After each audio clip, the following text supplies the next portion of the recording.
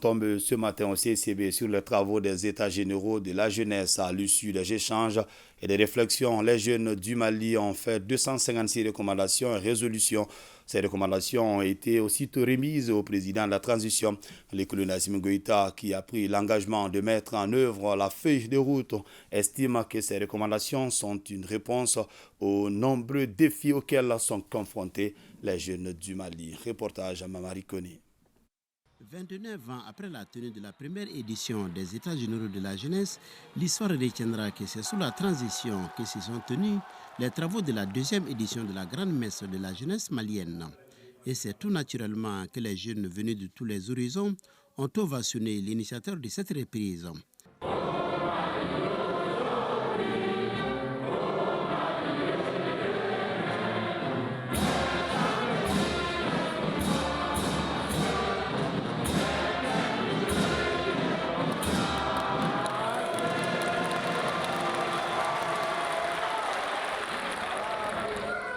Après l'exécution de l'hymne national, l'assistance a eu droit à un résumé des assises qui se sont tenues dans 600 communes, 19 régions plus le district de Bamako et dans 31 pays. Les travaux ont été sanctionnés par 256 résolutions. Parmi celles-ci, on note l'institutionnalisation d'une rencontre annuelle entre le chef de l'État et la jeunesse, la digitalisation du dépôt des dossiers aux différents concours, l'adoption d'une loi octroyant un quota aux jeunes aux postes électifs, et faire de l'année 2024 celle de l'engagement citoyen. Ces résolutions ont été aussitôt remises au président de la transition.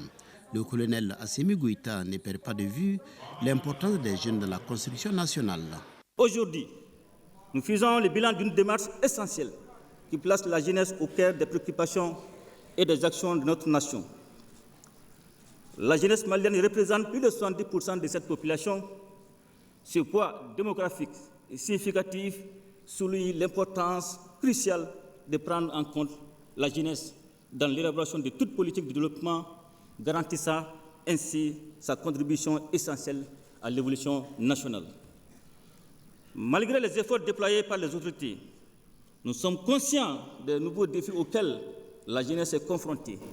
Après la première session en 1994, l'heure est venue, dira le chef de l'État, de mettre à jour les préoccupations tout en tenant compte des évolutions socio-économiques et des défis du moment. Avec l'avènement de la transition, nous avons affirmé notre volonté politique assumée en donnant au peuple malien la possibilité d'exprimer ses aspirations à travers les assises nationales de réformation en 2021. Ces assises ont mis l'accent sur la participation de tous les citoyens, en particulier la jeunesse. Mon engagement personnel a été clairement exprimé. Je suis jeune comme vous, et si j'échoue, c'est toute la jeunesse malienne qui aura échoué.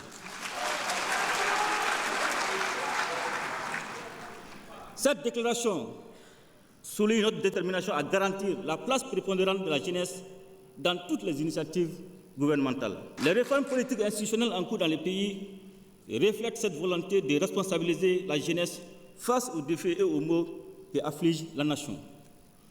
Nous devons accroître la participation des jeunes dans le processus politique et dans la gestion des affaires publiques.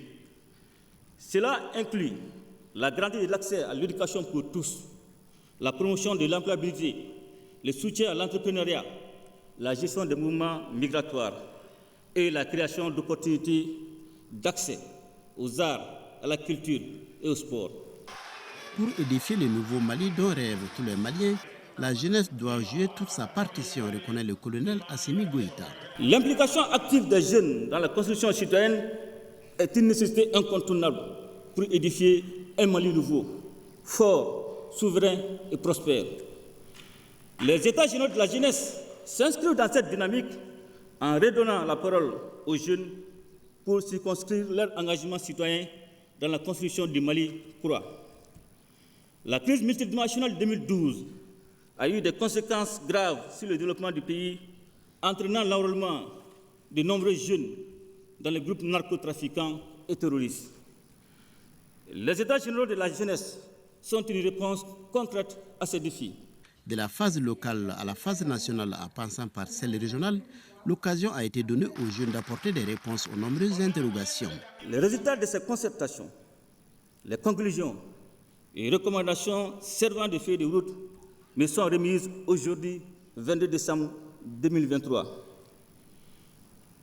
Et je prends l'engagement que le pragmatisme qui a redonné les blasons du Mali sur toute l'étendue du territoire servira ici également à mettre en œuvre votre feuille de route pour que nous puissions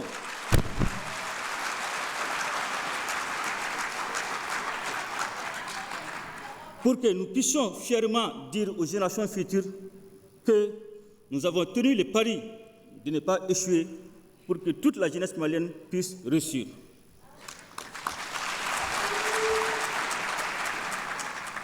Chers jeunes du Mali, je salue votre participation active qui est la clé du succès de cette démarche.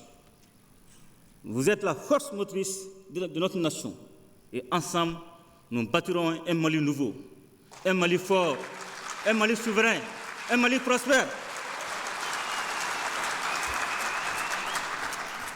Je vous remercie et vous exhorte à vous investir pleinement dans la refondation du Mali.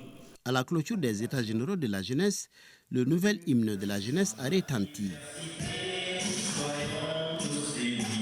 L'œuvre de Mathieu Dambélé de Yangassou dans la région des Sangs a été retenue à l'issue d'un concours qui a vu la participation de 179 artistes. Les jeunes du Mali sortent donc plus que jamais unis de cette édition des États généraux consacrée à leur avenir.